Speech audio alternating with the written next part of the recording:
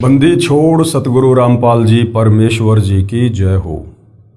परम पिता परमात्मा सारी सृष्टि के रचनहार कुल मालिक असंख्य ब्रह्मांडों के स्वामी जगत गुरु तीनों लोकों में प्रवेश करके सबका धारण पोषण करने वाले राजा धीराज आत्माधार नाथों के नाथ देवों के देव महादेव सर्वेश्वर महेश्वर मृत्युंजय अजरो अमर आदि अनादि सनातनी प्रभु जगत पिता जगदीश्वर श्री श्री 1008 की उपाधि के वास्तविक अधिकारी अकाल मूर्त शब्द स्वरूपी राम वासुदेव सर्वगतम ब्रह्म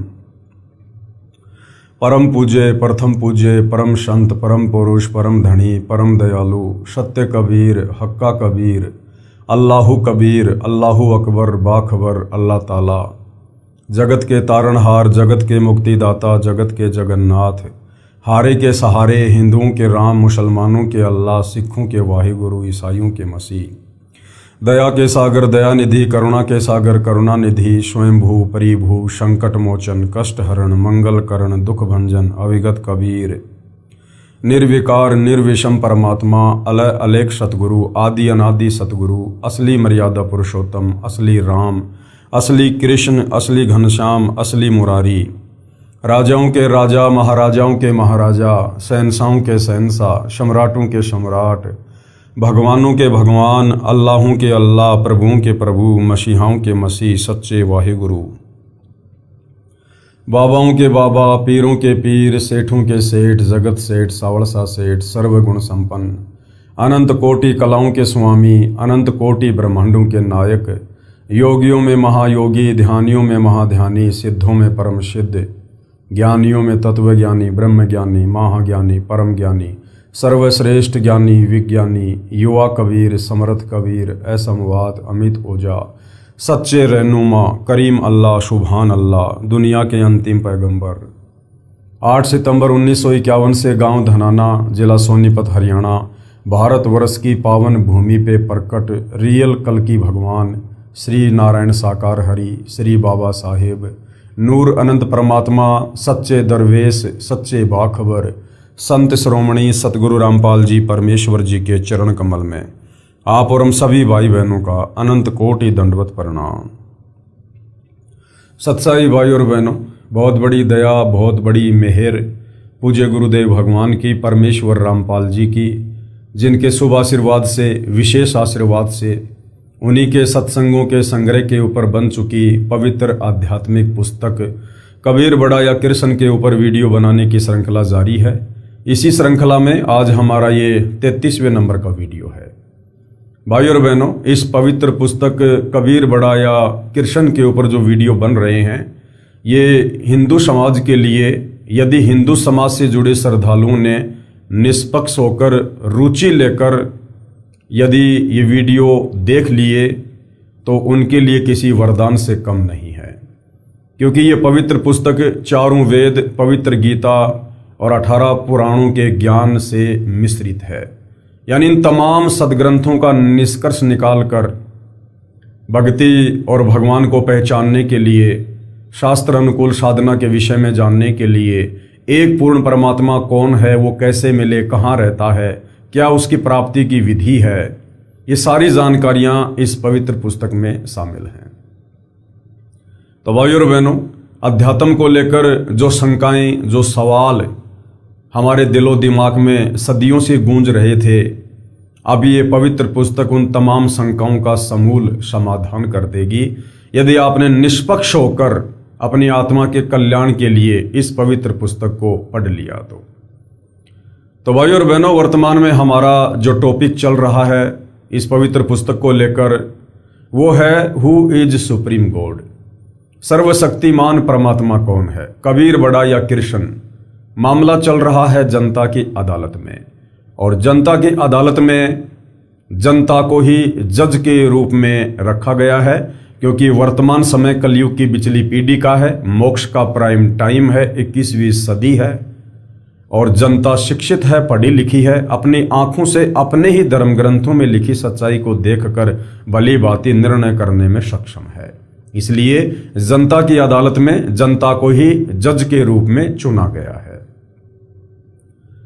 एक तरफ श्री कृष्ण उर्फ विष्णु जी को पूर्ण परमात्मा बताते हुए तमाम हिंदू धर्मगुरु आचार्य शंकराचार्य श्री कृष्ण उर्फ विष्णु के वकील बनकर जनता की अदालत में खड़े हैं, तो दूसरी तरफ कबीर जी को पूर्ण परमात्मा साबित करते हुए उनके वकील के रूप में सतगुरु रामपाल जी खड़े हुए हैं। दोनों तरफ के वकील अपनी अपनी पूरी कोशिश कर रहे हैं अपने अपने इष्ट देव को पूर्ण परमात्मा साबित करने की। तो हिंदू धर्म के जितने भी धर्मगुरु हैं उनका कहना है कि हमारे चारों वेदों में, पवित्र गीता में और पुराणों में श्री कृष्ण उर्फ विष्णु को ही पूर्ण परमात्मा बताया गया है। ये अजरो अमर हैं, अविनाशी हैं, इनके कोई माता पिता नहीं है, इनकी जन्म मृत्यु नहीं होती है और इन्हीं की भक्ति से मोक्ष मिलेगा। तो दूसरी तरफ सतगुरु रामपाल जी ने उन्हीं तमाम हिंदू धर्म ग्रंथों को दिखा दिखाकर, ना केवल हवाला देकर अपितु दिखा दिखाकर जनता के सामने ये क्लियर कर दिया कि ये ब्रह्मा विष्णु महेश ये नाशवान हैं, ये अविनाशी परमात्मा नहीं है, इनके माता पिता हैं, इनकी जन्म होता है, इनकी मृत्यु होती है, दुर्गा इनकी माँ है और ज्योति निरंजन यानी काल ब्रह्म इनका पिता है। और इनकी भक्ति से किसी भी जीव की मुक्ति नहीं हो सकती, क्योंकि मुक्ति के लिए ये खुद प्रयास कर रहे हैं परंतु इनको रास्ता नहीं मिल रहा है। अब भाइयों और बहनों, ये तमाम सबूत जो धर्म ग्रंथों में लिखे हैं, इस बात का जनता को भी पता है कि यह धर्म ग्रंथ ना तो इन वर्तमान के धर्मगुरुओं ने लिखे हैं और ना कबीर जी के वकील सतगुरु रामपाल जी ने लिखे हैं।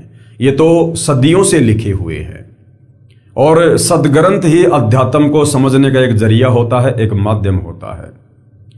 तो जनता को यह तो विश्वास हो गया है कि वास्तव में श्री कृष्ण उर्फ विष्णु अर्थात ये ब्रह्मा विष्णु महेश पूर्ण परमात्मा नहीं है।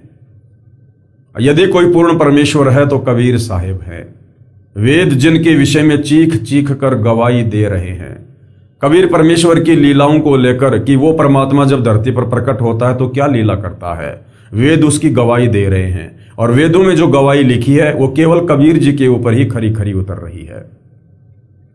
तो जनता को इतना तो विश्वास हो गया है कि हाँ, यदि सुप्रीम गॉड है तो कबीर जी हैं। अब जनता के मन में और बहुत सारी शंकाएं हैं जो इन नादान धर्म गुरुओं ने अज्ञानता के चलते, तत्व ज्ञानहीनता के चलते, पाखंडवाद के चलते जनता के दिलो दिमाग में भर रखी हैं। तो जनता चाहती है कि अध्यात्म को लेकर हमारी सारी शंकाएं निकल जाएं, तो हम कबीर जी को परमेश्वर मानकर और गीता अध्याय 4 श्लोक 34 के अनुसार तत्वदर्शी संत को गुरु धारण करके अपना मोक्ष करवाएं। तो तरह तरह के सवाल जनता कर रही है, लगभग 50 से ऊपर सवाल जनता कर चुकी है और जनता के प्रत्येक सवाल का सतगुरु रामपाल जी जनता की अदालत में खड़े होकर शास्त्र प्रमाणित जवाब दे रहे हैं और जनता की आंखों में घी सा घल रहा है। अब भाइयों और बहनों, जनता को अब यह समझाया जा रहा है कि कबीर जी जो पूर्ण परमात्मा है ये चारों युगों में आते हैं, क्योंकि अजरो अमर परमात्मा है, इनका कभी विनाश नहीं होता है, इनकी कभी जन्म या मृत्यु नहीं होती है, ये स्वयंभू है, स्वयं प्रकट होते हैं। इसलिए ये परमात्मा जब चाहे, जिस वेश में चाहें, जिस देश में चाहें, जिस काल में चाहें, ये परमात्मा प्रकट हो जाते हैं। तो जो कबीर परमात्मा लगभग 650 साल पहले बनारस के काशी में प्रकट हुए थे, वही कबीर परमात्मा अपने विधान अनुसार सतयुग में सत सुकृत ऋषि के नाम से प्रकट हुए, इसी प्रकार अपने तत्व ज्ञान का प्रचार किया। फिर त्रेता युग में मुनिंदर ऋषि के नाम से प्रकट हुए, द्वापर में करुणामय ऋषि के नाम से प्रकट हुए और कलयुग में अपने वास्तविक नाम जो वेदों में वर्णन है कबीर देव के नाम से प्रकट हुए। तो आज हम चारों युगों में परमेश्वर प्रकट होकर जो अपनी लीला करते हैं, वेद भी जिसकी गवाही देते हैं, आज हम उस महिमा के ऊपर चर्चा करेंगे। यथार्थ कबीर प्राकाट्य प्रकरण, कबीर साहिब चारों युगों में आते हैं। गरीब सतगुरु पुरुष कबीर है, चारों युग परवान और झूठे गुरुआं मर गए, हो गए भूत मशान। ये आदरणीय गरीबदास जी की अमरवाणी है। आदरणीय गरीबदास जी लगभग 300 साल पहले गांव छुड़ानी, जिला झज्जर, हरियाणा में हुए हैं। पूर्ण परमात्मा कबीर साहिब उनको सतलोक से चलकर आकर मिले, उनको अपना ज्ञान समझाया, उपदेश दिया, फिर उनको अपना गवाह बनाने के लिए ताकि वर्तमान कलयुग की बिचली पीढ़ी में पैदा हम आत्माओं को विश्वास हो कि वास्तव में सतलोक है, परमात्मा है और कोई ऐसी जगह है जहां जाने के बाद जन्म और मृत्यु नहीं होती है। तो कबीर परमेश्वर जी ने आदरणीय गरीबदास जी को अपना गवाह बनाना था, इसलिए उनकी आत्मा को शरीर से निकालकर सतलोक ले गए और सतलोक की सर्व रचना से परिचित करवाया, वहां के सुखों से परिचित करवाया, 21 ब्रह्मांड की रचना से परिचित करवाया, 7 संग ब्रह्मांड के स्वामी परब्रह्म यानी अक्षर पुरुष की पूरी स्थिति से उनको परिचित करवाया। ब्रह्मा विष्णु महेश के लोक दिखाए, जहां ब्रह्मा विष्णु महेश बैठे हुए थे वो जगह दिखाई, दुर्गा का लोक दिखाया, कालबली का लोक दिखाया, तपतशिला दिखाई, नरक और स्वर्ग दिखाए, सब कुछ दिखाया। उसके बाद उनकी आत्मा को शरीर में छोड़ दिया और परमेश्वर से प्राप्त ज्ञान आधार से उन्होंने फिर एक अमर ग्रंथ की रचना की जिसमें 24,000 वाणियां हैं, जिसको 5वां वेद सूक्ष्म वेद कहते हैं, सदग्रंथ साहिब कहते हैं। तो ये उसी सदग्रंथ साहिब की अमर वाणी है। गरीब सतगुरु पुरुष कबीर है। गरीबदास जी कह रहे हैं कि इस सृष्टि में यदि कोई सतगुरु है, सच्चा ज्ञान देने वाला है, और पुरुष यानी कोई भगवान है, तो वो कबीर जी हैं। चारों युग प्रवान है, चारों युगों का इतिहास उठा के देख लो, ये परमात्मा आते हैं। और झूठे गुरु मर गए, हो गए भूत मशान, और जो झूठे गुरु बनकर काल की तरफ से यहां आते हैं वो अंत में मरते हैं, उनकी दुर्गति होती है और मरने के बाद फिर वो भूत योनि में जाते हैं।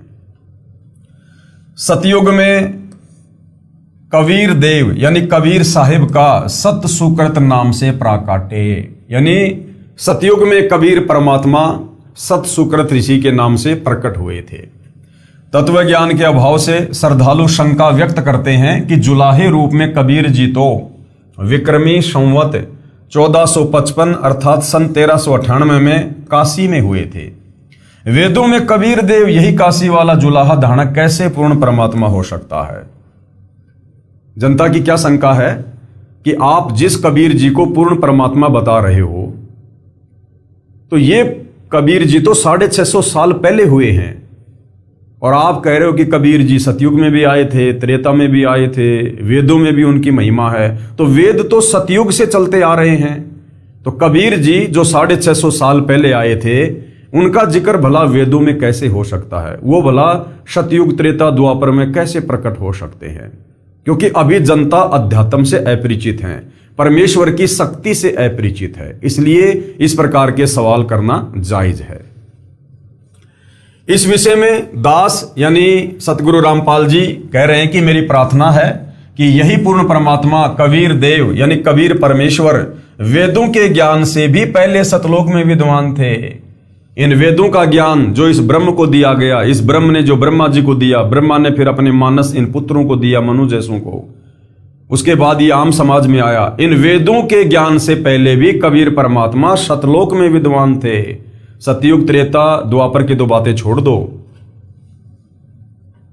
परमेश्वर वेदों के ज्ञान से भी पूर्व सतलोक में विद्वान थे तथा अपना वास्तविक ज्ञान यानी तत्व ज्ञान देने के लिए चारों युगों में भी स्वयं प्रकट हुए हैं। सतयुग में सतसुकृत नाम से, त्रेता युग में मुनिंद्र नाम से, और द्वापर युग में करुणामय नाम से, तथा कलयुग में वास्तविक कबीर देव कबीर प्रभु नाम से प्रकट हुए हैं। अब भाइयों और बहनों, ये तो काललोक का इतिहास भी है कि जो दुर्वासा ऋषि थे वो सतयुग में भी थे, राजा अमरीश के समय। दुर्वासा ऋषि त्रेता युग में भी थे, और वही दुर्वासा ऋषि फिर द्वापर में श्री कृष्ण जी के धार्मिक गुरु भी थे। जब एक जीव, दुर्वासा केवल एक जीव है, जब एक जीव अपनी सिद्धि शक्ति से, अपनी भक्ति की कमाई से, अपने तपोबल से जब चारों युगों में शरीर धारण करके रह सकता है, जब चाहे वो ऊपर के लोकों में जा सकता है, जब चाहे वो अपना शरीर छोड़कर अन्य शरीर धारण कर सकता है एक सिद्धि के बलबूते पर, तो कबीर परमेश्वर तो सर्व सिद्धियों का जनक है, दुर्वासा जैसी सर्व आत्माओं का जनक है, सारी सृष्टि का जनक है। तो वो परमात्मा क्या नहीं कर सकता है? कबीर जी ने कहा है कि मैं चारों युगों में आया हूं। सतयुग में सतसुकृत कह टेरा, यानी सतयुग में कबीर परमात्मा जी का नाम सतसुकृत था, और त्रेता नाम मुनिंद्र मेरा, और द्वापर में करुणा में कहाया, और कलयुग में नाम कबीर धराया। ये धराया शब्द है, किसी ने रखा नहीं परमात्मा का नाम, परमेश्वर ने खुद अपना नाम इस कलयुग में कबीर रखवाया, धराया। इसके अतिरिक्त अन्य रूप धारण करके कभी भी प्रकट होकर अपनी लीला करके अंतर्ध्यान हो जाते हैं। उस समय लीला करने आए परमेश्वर को प्रभु चाहने वाले श्रद्धालु नहीं पहचान सके। सतयुग में, त्रेता में, द्वापर में और 650 साल पहले भी भक्ति करने वाले श्रद्धालु अपने परमेश्वर को नहीं पहचान पाए, क्योंकि सर्व महर्षियों व संत कहलाने वालों ने प्रभु को निराकार बताया है। वास्तव में परमात्मा आकार में है, मनुष्य सदृश से शरीर युक्त है, परंतु परमेश्वर का शरीर नाड़ियों के योग से बना 5 तत्व का नहीं है। जिस प्रकार आप और हमारा शरीर हाड़ मांस का है, 5 इन तत्वों से मिलकर बना है, टट्टी, पेशाब, लार, थूक, अस्थि, मज्जा, गुदा, पता नहीं क्या क्या, ये कबाड़ भरा हुआ है। लेकिन कबीर परमेश्वर जी का जो शरीर है वो इन 5 तत्वों से मिलकर नहीं बना है। वे दिखाई जरूर जब लीला करने आते हैं तो आप और हमारे जैसे ही दिखाई देते हैं, परंतु उनका नूरी शरीर होता है। परमात्मा जी कहते हैं, हाड़ चाम लहू ना मेरे, कोई जाने सतनाम उपासी, यानी मेरे सच्चे नाम का उपासक भगत ही इस भेद को जानता है कि कबीर जी का शरीर 5 तत्व से बना आम प्राणियों की भांति नहीं होता है। हाड़ चाम लहू ना मेरे, कोई जाने सतनाम उपासी, और तारण तरण अभय पददाता, मैं हूं कबीर अविनाशी। एक नूर तत्व से बना है। पूर्ण परमात्मा जब चाहे यहां प्रकट हो जाते हैं। वे कभी मां से जन्म नहीं लेते, क्योंकि वे सर्व की उत्पत्ति करता है। धर्मदास जी के प्रश्न का उत्तर देते हुए कबीर परमेश्वर जी ने बताया कि हे धर्मदास, मैं चारों युगों में आता हूं, जब चाहूं उसी क्षण सतलोक से आ जाता हूं। अब देखो भाई और बहनों, एक एग्जाम्पल देते हैं। आत्मा और परमात्मा की शक्तियों में कितना अंतर होता है। परमात्मा जब चाहे, जहां चाहे, जिस रूप में चाहे, जिस वेश में चाहे, जिस देश में चाहे वो प्रकट हो सकते हैं, क्योंकि वो सर्वसमर्थ हैं। जिस प्रकार भाई और बहनों, भारत देश का कोई एक सामान्य नागरिक है और भारत देश का प्रधानमंत्री है, तो भारत देश का प्रधानमंत्री इतना शक्तिशाली है, इतना समर्थ है, वो जब चाहे अपने विमान से किसी भी देश में जा सकता है। वो जब चाहे भारत के किसी भी हिस्से में जा सकता है। परंतु एक सामान्य व्यक्ति जो बेचारा सुबह से लेकर शाम तक रोजी रोटी के चक्कर में मजदूर बना फिरता है, वो इतना सक्षम नहीं होता, वो इतना योग्य नहीं होता कि वो जब चाहे अपनी मर्जी अनुसार विदेश में चला जाए, कहीं देश में घूमने चला जाए, क्योंकि उसके पीछे 1000 प्रकार की समस्याएं और जिम्मेदारियां होती हैं। वो अपने बंधनों में बंधा हुआ होता है। लेकिन प्रधानमंत्री हर प्रकार से स्वतंत्र होता है, क्योंकि वो देश का राजा है। इसी प्रकार इस सृष्टि में, काल के 21 ब्रह्मांड की सृष्टि में, काल सहित, और अक्षर पुरुष की 7 संग ब्रह्मांड वाली सृष्टि में अक्षर पुरुष सहित, और ऊपर के जो 4 अजरो अमर लोक हैं, सतलोक, अलख लोक, अगम लोक और अनामी लोक, ये तमाम प्राणी जो इन लोकों में रहते हैं, ये सब जीव हैं, आत्माएं हैं। और कबीर परमात्मा सबका जनक है, वो सबका बाप है, वो परमात्मा है, वो समर्थ है, सर्वशक्तिमान है। वो परमात्मा जब चाहे, जहां चाहे, कोई भी लीला कर सकता है। एक क्षण में परमात्मा सृष्टि को नष्ट कर सकता है, अगले क्षण में परमात्मा एज इट इज कर सकता है। तो इसी प्रकार भाई और बहनों, आत्मा और परमात्मा के भेद को समझें। अन्य रूप में वहां भी रहता है, यानी एक रूप में परमात्मा सतलोक में भी रहता है, और अपना अन्य रूप धारण करके परमात्मा जब चाहे किसी भी ब्रह्मांड में, किसी भी लोक में आ सकता है।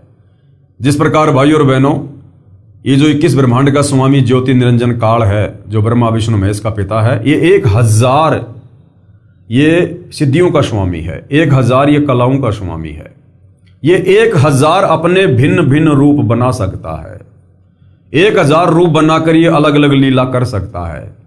अक्षर पुरुष जो 7 संग ब्रह्मांड का स्वामी है, वो 10,000 कलाओं का स्वामी है। वो 10,000 रूप बना सकता है, 10,000 हाथ बना सकता है, 10,000 चेहरे बना सकता है।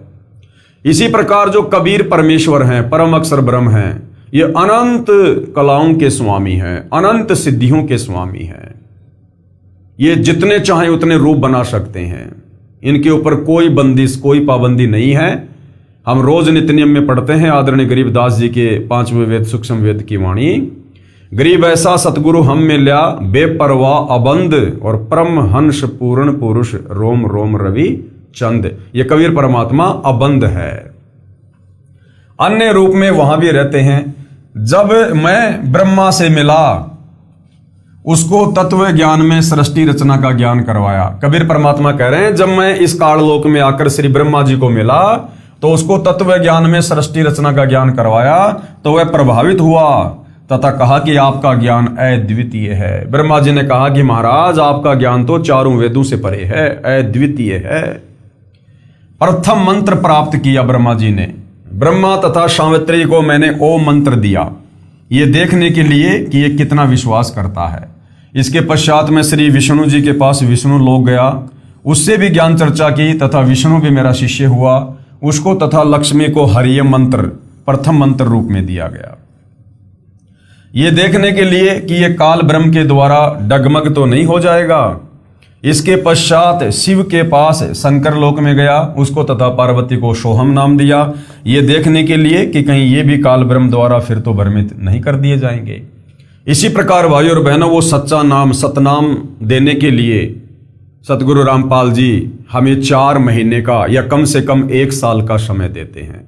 प्रथम दीक्षा में हमें 7 मंत्र दिए जाते हैं और उसके बाद ये देखा जाता है कि ये आत्मा भक्ति मार्ग पर चलने के योग्य है या नहीं है, ये ज्ञान समझकर अपनी आत्मा का कल्याण चाहती है या नहीं चाहती है।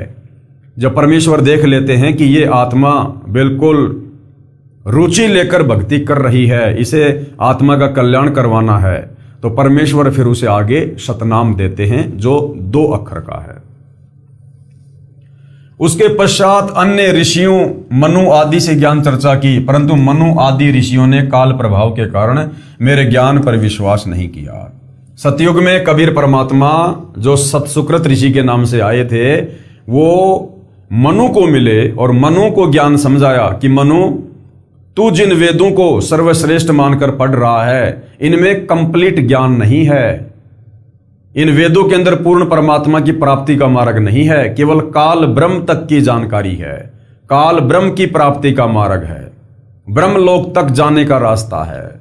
लेकिन मनु ने अहंकार वश कबीर परमेश्वर जी के ज्ञान को स्वीकार नहीं किया और उल्टा परमेश्वर को वामदेव कहने लगा। वामदेव यानी उल्टा ज्ञान देने वाला, यानी मनु की दृष्टि में वो ज्ञान उल्टा था, लेकिन वास्तव में वो ज्ञान सत्य था जो मनु की समझ से बाहर था। उसके पश्चात अन्य ऋषियों मनु आदि से ज्ञान चर्चा की, परंतु मनु आदि ऋषियों ने काल प्रभाव के कारण मेरे ज्ञान पर विश्वास नहीं किया। मेरे को उल्टा ज्ञान देने वाला अर्थात वामदेव उर्फ नाम से पुकारने लगे, जबकि पृथ्वी पर मेरा नाम सतयुग में सतसुकृत था। और भाइयों बहनों, यही होता है। वही कबीर परमात्मा जब 300 साल पहले आदरणीय गरीबदास जी के रूप में आए, 5वें वेद सूक्ष्म वेद की रचना की, लोगों को तत्व ज्ञान दिया, तो उनके ज्ञान को लोगों ने उल्टा मान लिया कि ये गरीबदास जी जो ज्ञान दे रहे हैं ये तो वेदों के विपरीत है, क्योंकि उस समय हम शिक्षित नहीं थे, समझने के योग्य नहीं थे, और मूल बात यह है कि उस समय वो मोक्ष का प्राइम टाइम नहीं था। तो आदरणीय गरीबदास जी को गांव वाले बावड़िया कहने लग गए, उनकी अमृतवाणियों को ना समझकर उनको बावड़िया कहने लगे कि ये तो बावला हो गया, बावला। कुछ दिनों पश्चात मैं फिर से ब्रह्मा के पास गया, ब्रह्मा से ज्ञान चर्चा करनी चाहिए, तो ब्रह्मा जी ने अरुचि दिखाई, क्योंकि जब काल ब्रह्म ने देखा कि मेरे बड़े पुत्र ब्रह्मा को तत्व ज्ञान से परिचित किया जा रहा है, उसने सोचा यदि मेरा पुत्र तत्व ज्ञान से परिचित हो गया तो मेरे से घृणा करेगा तथा जीव उत्पत्ति नहीं हो पाएगी, मेरा पेट कैसे भरेगा, क्योंकि काल ब्रह्म को 1 लाख मानव शरीरधारी जीवों को प्रतिदिन खाने का श्राप लगा है। इसलिए काल ब्रह्म ने, ध्यान से पढ़ना भाई और बहनों, इसलिए काल ब्रह्म ने अपने ज्येष्ठ पुत्र ब्रह्मा की बुद्धि को परिवर्तित कर दिया। ब्रह्मा के मन में विचार भर दिया कि काल ब्रह्म यानी ज्योति निरंजन ही पूज्य है, वह निराकार है और इससे भिन्न कोई अन्य परमात्मा नहीं है। जो तुझे ज्ञान दिया जा रहा है वह मिथ्या यानी झूठा है। यह अग्नि ऋषि जो तेरे पास आया था, क्योंकि परमात्मा अग्नि ऋषि के रूप में गए थे, वो अज्ञानी है, इसकी बातों में नहीं आना है। विचार करो भाई और बहनों, ब्रह्मा जी आप और हम आत्माओं से लाखों गुना श्रेष्ठ हैं, अच्छी आत्मा है, भक्ति के धनी हैं, तभी तो वो ब्रह्मा जी की पोस्ट पर बैठे हुए हैं। जब परमात्मा दूसरी बार सतनाम देने के लिए गए तो काल ब्रह्म ने अर्थात उनके पिता ज्योति निरंजन ने ब्रह्मा जी की बुद्धि परिवर्तित कर दी और ब्रह्मा जी ने परमेश्वर के ज्ञान में अरुचि दिखाई। अब विचार करो भाई और बहनों, जब ये काल बली 21 ब्रह्मांड का स्वामी अपने रिमोट से ब्रह्मा जी की बुद्धि परिवर्तित कर सकता है, उसे मोक्ष मार्ग से हटा सकता है, तो विचार करो भाई और बहनों, आप और हम इस पृथ्वी पर रहने वाले मानव शरीरधारी प्राणी तो बहुत ही निम्न स्तर के हैं। यदि उसी कबीर परमात्मा जी की जो वर्तमान में सतगुरु रूप में धरती पर प्रकट हैं, सतगुरु रामपाल जी के नाम से, यदि ये परमेश्वर हमें काल के जाल से ना बचा के रखे, यदि ये परमेश्वर हमें अपनी गोद में बैठाकर ये तत्व ज्ञान ना समझाए, यदि ये परमेश्वर चारों तरफ एक रक्षा कवच बना के ना रखे, तो भला आप और हमारी क्या औकात जो हम इस परमेश्वर के तत्व ज्ञान को समझ सकें, हम गुरु रूप में आए हुए परमेश्वर कबीर जी को पहचान सकें, हम इस घोर कलयुग में इस शास्त्र अनुकूल सत भक्ति को अपनाकर मोक्ष मार्ग पर चल सकें। तो इससे स्वयं सिद्ध होता है कि वर्तमान में जिन जिन आत्माओं ने सतगुरु रामपाल जी को ही अपना इष्ट मान लिया है, जिन्होंने सतगुरु रामपाल जी के अलावा कहीं भी किसी अन्य कबीर भगवान को देखना बंद कर दिया है, जिसको पतिव्रता पद की भक्ति कहते हैं, जो आत्माएं साध संगति से जुड़ी हुई हैं।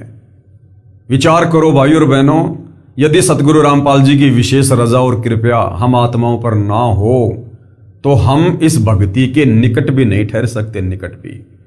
जबकि सतगुरु रामपाल जी से उपदेश प्राप्त करके कितने लोग तो भक्ति छोड़कर चले जाते हैं, कितने लोग भक्ति करते करते भी सतगुरु रामपाल जी को अपने जैसा मानुष मानकर, मां के गर्भ से जन्म लेकर आया हुआ मानकर, और किसी अन्य को, एक कागज की फोटो को जो गूगल पर देखने को मिलती है दाढ़ी मूछ वाली, जिसको कबीरदास कहते हैं, उसको परमात्मा मानकर पूज रहे हैं।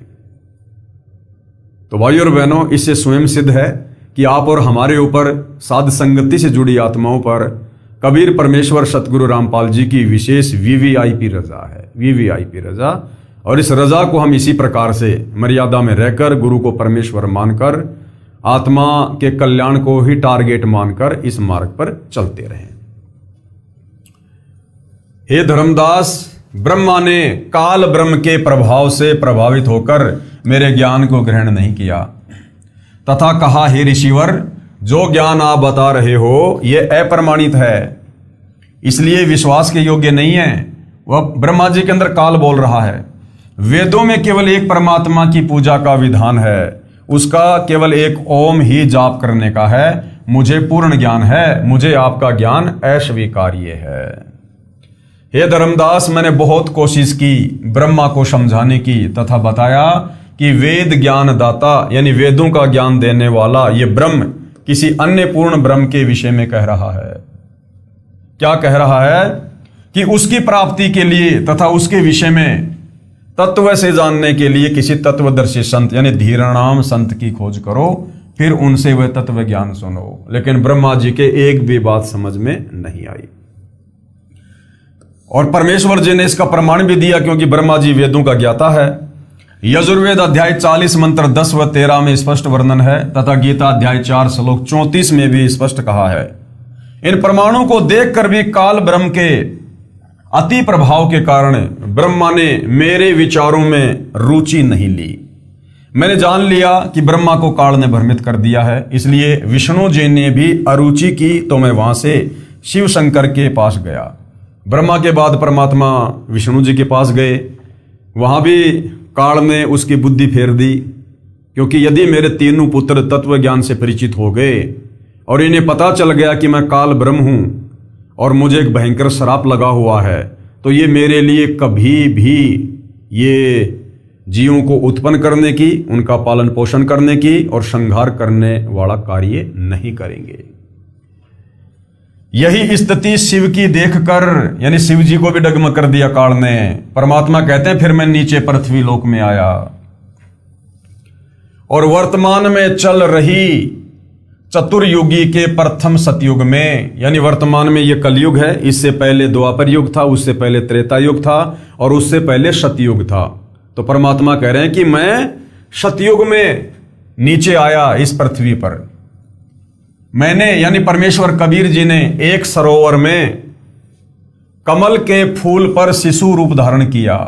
अपनी मर्जी से कबीर परमात्मा ने एक तालाब में और विकसित कमल के फूल के ऊपर शिशु रूप धारण किया, एक बालक का रूप धारण किया। एक ब्राह्मण दंपत्ति जो निसंतान थे, वह विद्याधर नामक ब्राह्मण अपनी पत्नी दीपिका के साथ अपनी ससुराल से आ रहा था। अब भाइयों और बहनों, सतयुग में ये जो विद्याधर नाम का जो ब्राह्मण था, ये कौन था? ये पंडित रामानंद वाली आत्मा थी। और सतयुग में जो उसकी पत्नी थी दीपिका, वो कौन थी? ये कमाली वाली आत्मा थी। उनकी आधी आयु बीत चुकी थी, कोई संतान नहीं थी। दीपिका को अपने पिता के घर पर कुछ औरतों ने हमदर्दी जताते हुए कई बार कहा था कि संतान बिना स्त्री का कोई सम्मान नहीं करता। यह केवल एक सामाजिक सोच है, यह काल प्रेरित सोच है। अध्यात्म में ऐसा नहीं है। अध्यात्म में परमात्मा कहते हैं यदि किसी भाई बहन को शादी के बाद भी संतान उत्पन्न नहीं होती है और यदि आपको पूर्ण संत की शरण मिल गई है, जैसे वर्तमान में सतगुरु रामपाल जी की शरण प्राप्त हो गई है, और यदि आपके घर में कोई संतान नहीं हो रही है, तो अपने आप को इस दुनिया के परम सौभाग्यशाली भक्तों की श्रेणी में जानना। हालांकि उससे भी जो प्रथम स्थिति है परम सौभाग्यशाली भगत की, वो उनकी है जिन्होंने शादी नहीं की, यानी जिनका कोई संस्कार किसी आत्मा से नहीं जुड़ा हुआ है। लेकिन फिर भी परमात्मा कह रहे हैं कि यदि आपकी शादी हो गई और यदि आपको संतान नहीं हो रही है और यदि आप पूर्ण संत की शरण में हैं, तो आप एक परम सौभाग्यशाली आत्मा हैं। आपका ऋण संस्कार पूर्व जन्मों का नहीं था, जिस कारण से परमात्मा ने आपके घर में कोई संतान नहीं भेजी, और ना परमात्मा संतान भेजकर या आपको संतान देकर आगे इस काललोक में आपका कोई संस्कार जोड़ना चाहता है। यदि संस्कार जुड़ गया तो फिर हमारी बात बिगड़ जाएगी, क्योंकि परमेश्वर हमारे संस्कारों को काटने के लिए ही सतलोक से चलकर यहां आते हैं। और यदि हम तत्व ज्ञान लेकर संस्कार बढ़ाने में लगेंगे, ब्याह शादी करने में लगे रहेंगे, बच्चे पैदा करने में लगे रहेंगे, तो हमारे संस्कार बढ़ते ही चले जाएंगे और इन्हीं संस्कारों के चलते हम यहां से मुक्त नहीं हो पाते, क्योंकि ये संस्कार काल के बंधन हैं और परमेश्वर इन बंधनों को तोड़ने के लिए आते हैं। तो सामाजिक दृष्टिकोण से जिन माता बहनों को संतान नहीं होती है, उनको पता नहीं किस दृष्टिकोण से देखा जाता है, परंतु आध्यात्मिक दृष्टि से जिन माता बहनों को संतान नहीं है, वो बहुत ही सौभाग्यशाली आत्माएं होती हैं। उनका तो बड़ी आसानी से मोक्ष हो सकता है यदि वे अपने गुरुदेव के वचन में रहकर, आजीवन मर्यादा में रहकर भक्ति करते रहें। तो एक संतान तो होनी चाहिए। इन बातों को याद करके दीपिका रो रही थी तथा शुभ की लेकर अपने इष्ट शिव जी से संतान की प्रार्थना कर रही थी और विचार कर रही थी कि वृद्ध अवस्था में, यानी बुढ़ापे में, हमारी उंगली पकड़ने वाला भी नहीं है। वह समय कैसे बीतेगा? इतने में एक सरोवर दिखाई दिया, प्यास लगी थी। वे सरोवर पर विश्राम हेतु रुके। वहां एक नवजात शिशु को कमल के फूल पर प्राप्त करके अति प्रसन्न हुए। उसे परमेश्वर शिव की रजा से प्राप्त जानकर घर ले आए। एक अन्य ब्राह्मण से नाम रखवाया। उसने मेरा नाम सत सुकृत रखा। मेरी प्रेरणा से कवारी गायों ने दूध देना प्रारंभ किया। उसके दूध से मेरी परवरिश की लीला हुई। यानी जो वेदों में लिखा हुआ है कि वो पूर्ण परमात्मा होगा, ये उसकी पहचान होगी, जिसकी बचपन में परवरिश, बाल्यकाल में लीलामय तरीके से परवरिश कवारी गाय के दूध से होती है। तो भाइयों और बहनों, ये कबीर परमात्मा ही इस सकल सृष्टि में एकमात्र ऐसे उदाहरण हैं जिनकी चारों युगों में जब वो बाल्य अवस्था में शिशु रूप धारण करके लीला करने आते हैं, जो वेदों में लिखा हुआ है कि वो परमात्मा जब शिशु रूप में प्रकट होता है तो बाल्यकाल में उनकी परवरिश कंवारी गाय के दूध से होती है। तो सतयुग में कबीर परमेश्वर जब सत सुकृत ऋषि के नाम से शिशु रूप में प्रकट हुए तो विद्याधर और कमाली उनकी जो परवरिश थी उसको करने के लिए निमित्त बने, और परमेश्वर की परवरिश कंवारी गाय के दूध से हुई।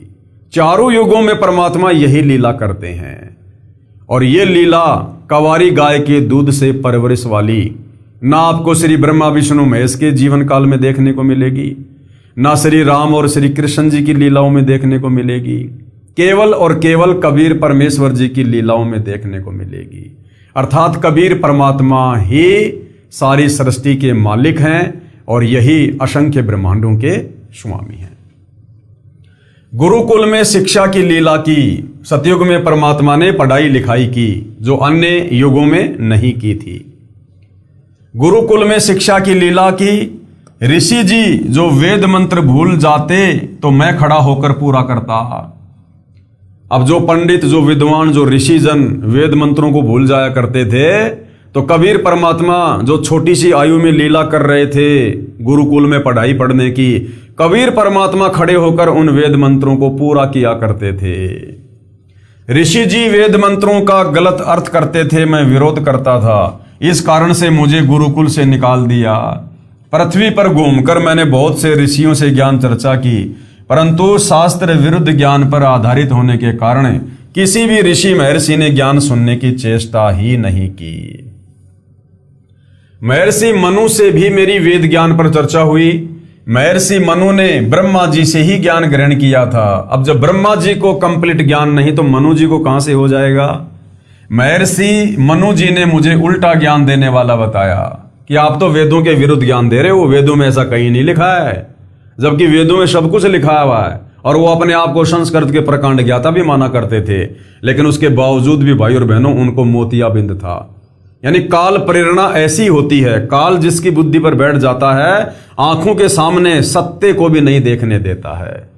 तो महर्षि मनु जी ने मुझे उल्टा ज्ञान देने वाला बताया तथा मेरा नाम वामदेव रख दिया। वामदेव यानी उल्टा ज्ञान देने वाला। मैंने महर्षि मनु व अन्य ऋषियों से यहां तक कहा कि वह पूर्ण परमात्मा मैं ही हूं। उन्होंने मेरा उपहास किया, यानी मेरा मजाक उड़ाया तथा कहा आप यहां हैं तो आपका सतलोक तो आपके बिना सुनसान पड़ा होगा। यानी भाई और बहनों, हर युग की यही राम कहानी है। इस परमेश्वर को ना पहचान कर तत्व ज्ञान के अभाव में हम इस परमेश्वर का जब तक ज्ञान नहीं होता है मजाक ही उड़ाते हैं, उपहास ही करते हैं।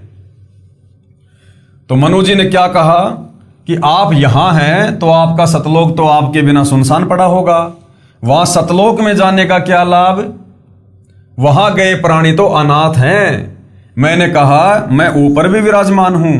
तब मनु जी सहित सर्व ऋषियों ने ठहाका लगाकर कहा फिर तो आपका नाम वामदेव बिल्कुल ठीक है। वामदेव का अर्थ है कि दो स्थानों पर निवास करने वाला भी है। वामदेव का एक अर्थ होता है दो जगहों पर निवास करने वाला, और एक अर्थ है उल्टा ज्ञान देने वाला।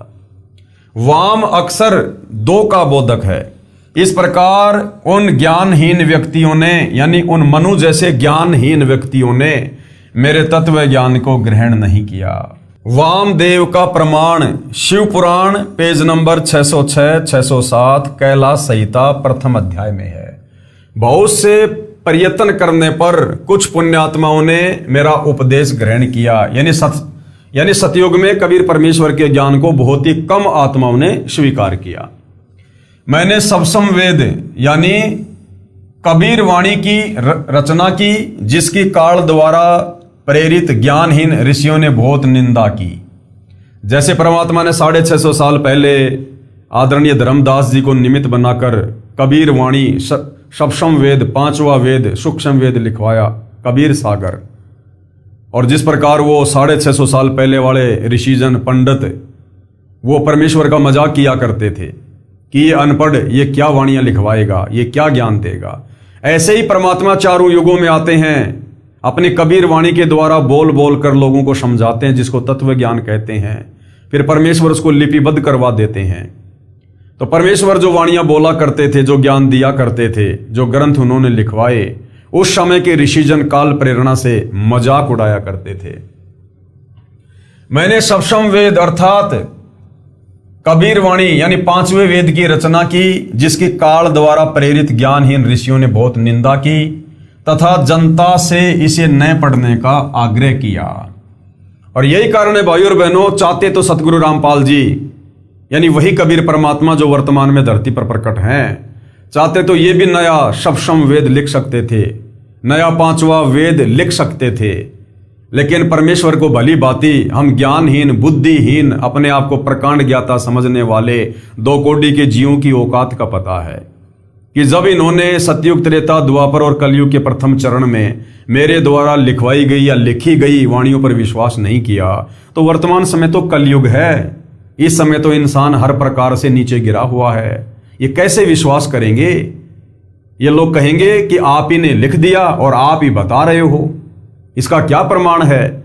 इसलिए परमेश्वर ने पहले रचनाएं करवाई, अपने द्वारा या किसी अन्य के द्वारा, और उन सदग्रंथों का हवाला देकर आज हमें तत्व ज्ञान समझा रहे हैं ताकि हम विश्वास कर सकें। सतयुग के प्राणी मुझे केवल एक अच्छा कवि ही मानते थे। इस कारण से सतयुग में बहुत ही कम जीवों ने मेरी शरण ग्रहण की।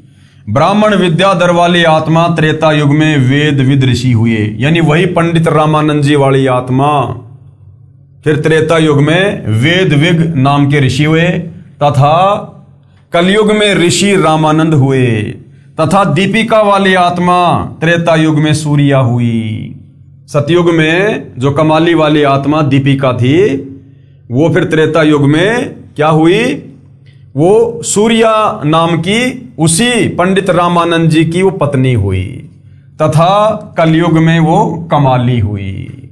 कमाली जो शेख तकी की लड़की थी, ये वही कमाली है। संत गरीबदास जी ने अपने भगवान तथा गुरु कबीर जी की महिमा का वर्णन करने में कमाल कर रखा है।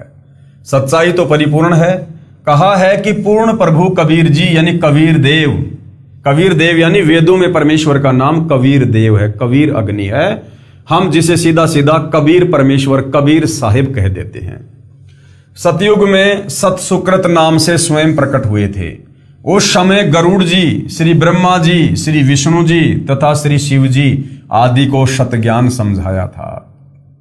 आदि अंत हमरे नाही, मध्य मिलावा मूला, ब्रह्मा को ज्ञान सुनाया धर पिंडा अस्तूल। श्वेत भूमि को हम गए जहां विष्णु विशंबर नाथ, और हरियम हीरा नाम दे अष्ट कमल दल स्वाति। हम बैरागी ब्रह्म पद सन्यासी महादेव, सोहम नाम दिया शंकर को वो करे हमारी सेव। इस प्रकार सतयुग में परमेश्वर कबीर देव जी जो सत्य सुकृत नाम से आए थे, उस समय के ऋषियों व साधकों को वास्तविक ज्ञान समझाया करते थे, परंतु ऋषियों ने स्वीकार नहीं किया। सत सुकृत जी के स्थान पर परमेश्वर को वामदेव कहने लगे कि ये तो उल्टा ज्ञान दे रहा है, उल्टा ज्ञान।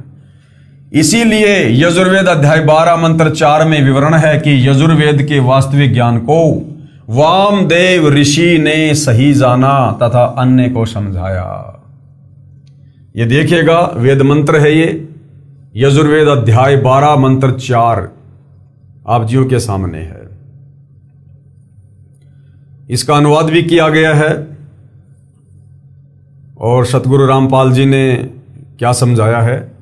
यह यजुर्वेद अध्याय 12 मंत्र 4 की फोटोकॉपी है, जिसका अनुवाद महर्षि दयानंद सरस्वती जी ने किया है तथा सार्वदेशिक आर्य प्रतिनिधि सभा दिल्ली द्वारा छपाया गया है। इसमें स्पष्ट है कि वेदों के ज्ञान को वामदेव ऋषि ने ठीक से समझा तथा अन्य को समझाया। पवित्र वेदों के ज्ञान को समझने के लिए कृपया विचार करें। वेदों में यानी चारों वेदों में कबीर देव अर्थात कबीर परमेश्वर जी का प्रमाण है।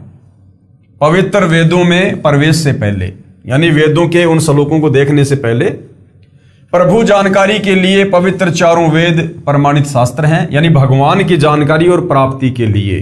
हालांकि प्राप्ति का पूर्ण मार्ग नहीं है, लेकिन जानकारी कंप्लीट है कि वो परमात्मा कौन है, उसका नाम क्या है, वो कहाँ रहता है, वो कैसे मिलता है। तो उसकी जानकारी के लिए पवित्र वेदों की रचना उस समय हुई थी जब कोई अन्य धर्म नहीं था। यानी जो वेद परमेश्वर जी ने सर्वप्रथम इस ज्योति निरंजन को दिए थे, उसकी श्वासों के माध्यम से परमेश्वर ने ये चारों वेद जो है ये प्रकट करवाए थे। उस समय कोई धर्म नहीं था, 21 ब्रह्मांड में ही कोई धर्म नहीं था। ना कोई मुसलमान था, ना हिंदू था, ना सिख था, ना ईसाई था, ना जैनी। ये जितने भी धर्म हैं ये अभी लगभग 3 या 3.5 हजार साल के अंदर अंदर बने हैं। सतयुग में भी कोई धर्म नहीं था, त्रेता में भी कोई धर्म नहीं था, द्वापर तक भी कोई धर्म नहीं था, केवल वर्ण व्यवस्था थी। अब ये कलयुग की पिछली पीढ़ी का समय, मोक्ष का प्राइम टाइम काल में कबीर परमात्मा से तपतशिला पर वचन ले रखा था, इसलिए उसको पता था कि वो परमात्मा आएगा, अपना तत्व ज्ञान देगा, आत्माओं को यहां से सतलोक ले जाएगा। तो हम आत्माओं को तरह तरह के बंधनों में जकड़ने के लिए धर्मों में बांट दिया, जातियों में बांट दिया, संप्रदायों में बांट दिया, ताकि हम उस ज्ञान तक पहुंच ही ना सकें। हम यहीं पर काल व्यवस्थाओं में उलझे रहें, अपने अपने धर्म को सर्वश्रेष्ठ मानकर दूसरों के धर्मों की पुस्तकों का अध्ययन ही ना करें, जातियों में बटे रहें, लड़ाई झगड़ों में, युद्धों में लगे रहें, और वो तत्वदर्शी संत आकर अपना ज्ञान देकर चला जाए और उसके बाद फिर हम लकीर पीटते रहें। तो ये काल का सुनियोजित षड्यंत्र है। हम इंसानों को जातियों में बांटना, धर्मों में बांटना, सबकी अलग अलग पुस्तकें बनवा देना। मुसलमान कहते हैं कि हमारी चारों जो ये कतेब हैं, तौरात, जबूर, इंजिल, कुरान मजीद, कुरान शरीफ, बस यही सर्वश्रेष्ठ हैं। हिंदू कहते हैं हमारे चारों वेद, गीता जी सर्वश्रेष्ठ हैं, हमारे पुराण सर्वश्रेष्ठ हैं। ईसाई अपनी बाइबल को लेकर बैठे हैं, सिख अपने गुरु ग्रंथ साहिब को लेकर बैठे हैं। कोई किसी के ज्ञान को और बातों को मानने को तैयार नहीं है। यह काल का षड्यंत्र है। तो सतयुग, त्रेता, द्वापर तक कोई धर्म नहीं था। इसलिए ये पवित्र वेदवाणी ये किसी धर्म से संबंधित नहीं है, अर्थात चारों वेदों का जो ज्ञान है, जो वाणियां हैं, ये पूरे विश्व के मानव के लिए हैं, उनके आत्मा के कल्याण के लिए हैं। ये किसी जाति या मजहब विशेष के ग्रंथ नहीं है, केवल आत्म कल्याण के लिए हैं। इनको जानने के लिए निम्न व्याख्या बहुत ध्यान तथा विवेक के साथ में पढ़ने तथा विचारनी होगी। प्रभु की यानी भगवान की विस्तृत तथा सत्य महिमा वेद बताते हैं। वेदों के अलावा दुनिया के किसी भी शास्त्र में, जो यहाँ 21 ब्रह्मांड तक के शास्त्र हैं, किसी में भी कबीर परमेश्वर के विषय में विस्तृत जानकारी नहीं है। अन्य शास्त्र भी श्री गीता जी व चारों वेदों तथा पूर्वोक्त भगवान प्राप्त महान संतों तथा स्वयं कबीर साहिब यानी कबीर देव जी की अपनी यानी पूर्ण परमात्मा की अमृतवाणी के अलावा अन्य किसी ऋषि या भगत की अपनी उपलब्धि है, जैसे 6 शास्त्र, 11 उपनिषद तथा सत्यार्थ प्रकाश आदि। यानी चारों वेदों को छोड़कर, पवित्र गीता जी को छोड़कर, और कबीर परमात्मा जब जब यहां आते हैं और अपना 5वां वेद सूक्ष्म वेद लिखवाते हैं, या जो महान आत्माएं कबीर परमात्मा के साथ सतलोक गए, नीचे आकर उन्होंने अपने ग्रंथों की रचना की, उन शास्त्रों को छोड़कर बाकी जितने भी शास्त्र, जितने भी पुस्तकें हैं, ये सब अपने अपने अनुभव की पुस्तकें हैं। इनमें विस्तृत, पूर्ण या सच्चा ज्ञान परमेश्वर के विषय में नहीं है। जैसे 6 शास्त्र हैं, ये 18 जो पुराण हैं, उपनिषद हैं, सत्यार्थ प्रकाश है, मनुस्मृति है, ये सब केवल इन साधु संत महात्मा ऋषियों का अपना अनुभव है। इनमें कंप्लीट जानकारी परमेश्वर के विषय में नहीं है। जैसे 6 शास्त्र, 11 उपनिषद तथा सत्यार्थ प्रकाश आदि, यदि ये वेदों की कसौटी में खरे नहीं उतरते हैं, यानी इन शास्त्रों में जो इन ऋषियों के द्वारा लिखे गए हैं, यदि इनका ज्ञान वेदों वाले ज्ञान से नहीं मिलता है, तो ये हमारे किसी काम के नहीं है। यदि ये वेदों की कसौटी में खरे नहीं उतरते हैं, तो ये संपूर्ण ज्ञान नहीं है। पवित्र वेद तथा गीता जी स्वयं काल प्रभु यानी ब्रह्म दत्त है। हालांकि ये वेदों का ज्ञान वैसे तो कबीर परमात्मा जी ने दिया सर्वप्रथम इस ज्योति निरंजन को, लेकिन 21 ब्रह्मांड की सृष्टि के अनुसार परमात्मा कह रहे हैं कि 21 ब्रह्मांड में ये ज्ञान ब्रह्मा जी को सबसे पहले इस ब्रह्म ने यानी काल ने दिया था। यानी वेद ज्ञान दाता इस 21 ब्रह्मांड में सर्वप्रथम कौन है? ये ब्रह्म है, काल है, जिसने ब्रह्मा जी को दिए समुद्र मंथन के दौरान, जिनमें भक्ति विधि तथा उपलब्धि दोनों सही तौर पर वर्णित हैं। इनके अतिरिक्त जो पूजा विधि तथा अनुभव है वह अधूरा समझो। यदि इन्हीं के अनुसार कोई साधक अनुभव बताए तो सत्य जानो। यानी वेदों के अनुसार यदि कोई बातें करता है तो सही मानो, क्योंकि कोई भी प्राणी प्रभु से अधिक नहीं जान सकता। वेदों के ज्ञान से पूर्वोक्त महात्माओं का विवरण सही मिलता है। इससे सिद्ध हुआ कि वे सर्व महात्मा पूर्ण थे, पूर्ण परमात्मा का साक्षात्कार हुआ है तथा बताया है वह परमात्मा कबीर साहब कबीर देव है। वही ज्ञान चारों पवित्र वेद तथा ये पवित्र गीता जी भी बताते हैं। कलयुगी ऋषियों ने वेदों का टीका यानी भाषा भाष्य यानी अनुवाद ऐसे कर दिया जैसे कहीं दूध की महिमा कही गई हो, और जिसने कभी जीवन में दूध देखा ही ना हो और वह अनुवाद कर रहा हो वह ऐसे करता है। कैसे? पौष्टिकाहार असी, पेय पदार्थ असी, स्वेदसी, अमृत उपमा सर्वा, मनुष्यानाम पेयास दुग्ध असी। अर्थात कोई शरीर पुष्ट करने वाला आहार है, पीने का तरल पदार्थ है, सफेद है, अमृत सदृश है, सब मनुष्यों के पीने योग्य है, वह पौष्टिक तरल है, परंतु उसे पता नहीं कि वो है कैसा। इसी प्रकार जिन महात्माओं ने परमेश्वर को नहीं देखा है, उसके विषय में नहीं जाना है, और वो यदि उस परमात्मा की महिमा करता है तो वो इसी प्रकार से है जिस प्रकार किसी व्यक्ति ने दूध को देखा नहीं और जो दूध के गुणों का वर्णन कर रहा है। भावार्थ किया है कोई सफेद पीने का तरल पदार्थ है जो अमृत के समान है, बहुत पौष्टिक है, सब मनुष्यों के पीने योग्य है, वह स्वयं तरल है। फिर कोई पूछे वह तरल पदार्थ कहाँ है? उत्तर मिले वह तो निराकार है, प्राप्त नहीं हो सकता। फिर क्या फायदा दूध की महिमा करने का? यहां पर दूध को तरल पदार्थ लिख दिया जाए तो उस वस्तु दूध को कैसे पाया वह जाना जाए जिसकी उपमा ऊपर की है। यहां पर दुग्ध को दूध लिखना था जिससे पता चले कि वह पौष्टिक आहार दूध है, फिर व्यक्ति दूध नाम से उसे प्राप्त कर सकता है। इसी प्रकार वेदों में परमेश्वर का नाम कवि, कबीर, कबीर, अग्नि जो महिमा कर रहे हैं ये वेदों के अनुवाद करता, उन श्लोकों का जिन श्लोकों में कबीर परमेश्वर का नाम लिखा हुआ है, कवि, कबीर, अग्नि, कबीर, तो इन्होंने अनुवाद करते समय लिखना चाहिए था कि वो परमात्मा कबीर है, वो कबीर साहिब है, वो कबीर भगवान है, ताकि उनके द्वारा परमेश्वर की महिमा अच्छे से लोगों को समझ में आ सके। तो महिमा तो कर दी इन्होंने, वेदों के मंत्र सुना सुना के भगवान की, और जब लोगों ने कहा कि भाई वो भगवान कहाँ रहता है, कैसे है, वो कैसे मिलता है, तो ये पंडित जी कहा करते थे कि भगवान तो निराकार है, भगवान दिखाई नहीं देता है, फिर उसकी महिमा करने का फायदा क्या? दूध की महिमा कर दी और कोई कहता भैया फिर तो बहुत अच्छी बात है, दूध तो फिर पीना चाहिए अगर इतना पौष्टिक है तो। अब दूध कैसा है जी, दूध कहाँ मिलेगा? अब वो कहेगी दूध तो निराकार है, दिखाई नहीं देता, तो क्या फायदा उसकी महिमा सुनाने का? विचार, यदि कोई कहे दुग्ध को दूध कैसे लिख दिया तो ये वाद विवाद का प्रत्यक्ष प्रमाण ही हो सकता है। जैसे सदगुरु रामपाल जी ने सत्य अनुवाद किया कि कवि को कबीर कहते हैं, कबीर यानी कबीर। अब कोई ये कहे कि आपने उस कवि को कबीर कैसे साबित कर दिया? कह भी रहे हैं बहुत सारे लोग, ज्ञानहीन लोग जो काल प्रेरित हैं, जिनको तत्व ज्ञान नहीं है। तो सतगुरु रामपाल जी कह रहे हैं कि उनके साथ में बहस करना तो वाद विवाद है। जैसे दुग्ध का दूध अर्थ गलत नहीं है, भाषा भिन्न होने से हिंदी में दूध तथा क्षेत्रीय भाषा में दूधू लिखना भी संस्कृत भाषा में लिखे दुग्ध का ही बोध है। जैसे पलवल शहर के आसपास के ग्रामीण उसको क्या कहते हैं? परवर। यदि कोई कहे कि परवर को पलवल कैसे सिद्ध कर दिया, मैं नहीं मानता, यह तो व्यर्थ का वाद विवाद है।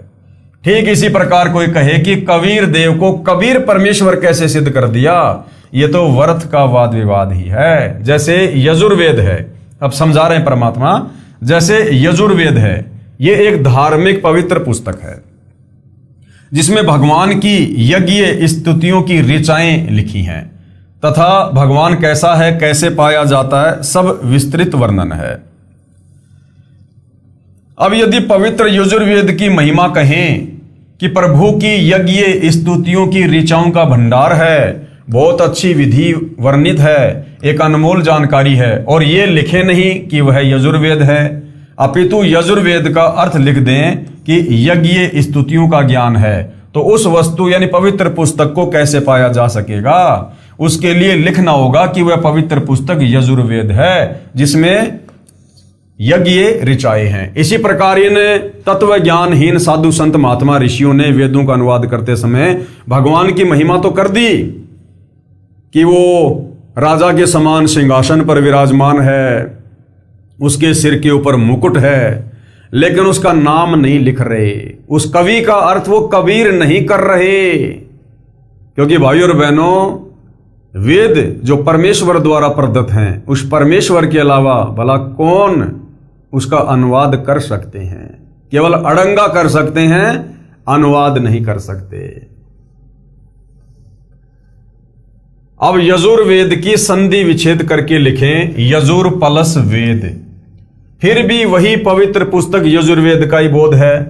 यजु प्लस वेद भी वही पवित्र पुस्तक यजुर्वेद का ही बोध है जिसमें यज्ञ स्तुतियों की ऋचाएं हैं। उस धार्मिक पुस्तक को यजुर्वेद कहते हैं। ठीक इसी प्रकार चारों पवित्र वेदों में लिखा है कि वह कबीर देव यानी कबीर परमेश्वर है, जो सर्वशक्तिमान, जगत पिता, सर्वसृष्टि रचनहार, कुल मालिक तथा पाप विनाशक व काल की कारागार से छुड़ाने वाला अर्थात बंदी छोड़ है। इसको कबीर देव लिखें तो भी कबीर परमेश्वर का ही बोध है, कवि प्लस देव लिखें तो भी कबीर परमेश्वर अर्थात उस कबीर प्रभु का ही बोध है। इसलिए कबीर देव उसी कबीर साहिब का ही बोध करवाता है। सर्वशक्तिमान, अजर अमर, सर्व ब्रह्मांडों का रचनहार, कुल मालिक है, क्योंकि पूर्वोक्त प्रभु प्राप्त संतों ने अपनी अपनी मातृभाषा में कबीर को कबीर बोला है। आदरणीय धर्मदास जी ने, गरीबदास जी ने, मलुकदास जी ने, दादू जी ने, नानक जी ने, घीसा जी ने, तथा वेद को वेद बोला है। इसलिए वह और बै के अंतर हो जाने पर भी वो पवित्र शास्त्र वेद का ही बोध है। विचार, जैसे कोई अंग्रेजी भाषा में लिखे कि God Kabir, Kabir is almighty, इसका हिंदी अनुवाद करके लिखें कबीर या कबीर परमेश्वर सर्वशक्तिमान है। अब अंग्रेजी भाषा में तो हलंत की व्यवस्था ही नहीं है, फिर मातृभाषा में इसी को कबीर कहने तथा लिखने लगे। यही परमात्मा कबीर देव अर्थात कबीर परमेश्वर 3 युगों में नामांतरण करके आते हैं। सतयुग, त्रेता, द्वापर में अपने वास्तविक नाम उस कबीर नाम से ना आकर नामांतरण करके आते हैं, अन्य नाम धारण करके आते हैं जिनमें इनके नाम रहते हैं। सतयुग में सतसुकृत, त्रेता युग में मुनिंद्र, द्वापर में करुणामय तथा कलयुग में कबीर देव यानी कबीर देव। वास्तविक नाम उस पूर्ण ब्रह्म का कबीर देव ही है, जो सृष्टि रचना से पहले भी अनामी लोक में विद्यमान थे। इन्हीं के उपमात्मक नाम सत्य पुरुष, अकाल मूर्त, पूर्ण ब्रह्म, अलख पुरुष, अगम पुरुष, परम अक्षर ब्रह्म आदि हैं। उसी परमात्मा को चारों पवित्र वेदों में कबीर अमित ओजा भी कहा है, यानी जिसकी शक्ति का कोई वारन पार ना हो। कबीर अंगारी भी कहा है, यानी जो पापों का नाश करने वाला है। उसको कबीर अग्नि भी कहा है, अग्नि यानी भगवान और कबीर यानी उस परमेश्वर का नाम कबीर भगवान। तथा कबीर देव, देव यानी भगवान कहा है। तथा सर्वशक्तिमान, सर्व सृष्टि रचनहार बताया है। पवित्र कुरान शरीफ में सूरत फुरकानी नंबर 25 आयत नंबर 19, 21, 52, 58 व 59 में भी प्रमाण है। कई एक का विरोध है कि जो शब्द कबीर देव है इसको संधि विच्छेद करने से कवि प्लस देव बन जाता है। यह है कबीर परमेश्वर या कबीर साहिब कैसे सिद्ध किया? वह को बै तथा छोटी ई की मात्रा को बड़ी ई की मात्रा करना बेसमझी है। तो गुरुदेव भगवान कह रहे हैं विचार करो। एक ग्रामीण लड़के की सरकारी नौकरी लगी जिसका नाम था करमवीर पुत्र श्री धर्मवीर। सरकारी कागजों में तथा करमवीर पुत्र श्री धर्मवीर पुत्र प्रताप गांव के चौकीदार की डायरी में जन्म के समय लिखा था। सरकार की तरफ से नौकरी लगने के बाद जांच पड़ताल करवाई जाती है। एक सरकारी कर्मचारी आया जांच के लिए। उसने पूछा, करमवीर पुत्र श्री धर्मवीर का मकान कौन सा है? यानी कागजों में तो क्या नाम था? करमवीर। तो वो जांच अधिकारी आया, उसने कहा कि भाई करमवीर और पुत्र धर्मवीर का मकान कौन सा है? उसकी फला फला डिपार्टमेंट में नौकरी लगी है। गांव में उस करमवीर को कर्मा तथा उसके पिताजी को धर्मा तथा दादाजी को परता आदि उर्फ नामों से जानते थे। अब गांव वाले उस करमवीर को कर्मा, उसके पिता धर्मवीर को धर्मा और उसके दादाजी का नाम था प्रताप, उसको कहा करते थे परता। व्यक्तियों ने कहा कि इस नाम का लड़का इस गांव में नहीं है जी। अधिकारी ने कहा जी ये करमवीर कौन है? तो गांव वालों को तो पता ही नहीं था कि उसका कागजों में नाम उसका करमवीर है। वो तो उसको कर्मा कर्मा कहा करते थे। तो अधिकारी ने पूछा तो गांव वालों ने मना कर दिया, जी यहां तो इस गांव में कोई कर्मा नाम का लड़का नहीं है। काफी पूछताछ के बाद एक लड़का जो करमवीर का सहपाठी था उसने बताया यह कर्मा की नौकरी के बारे में है।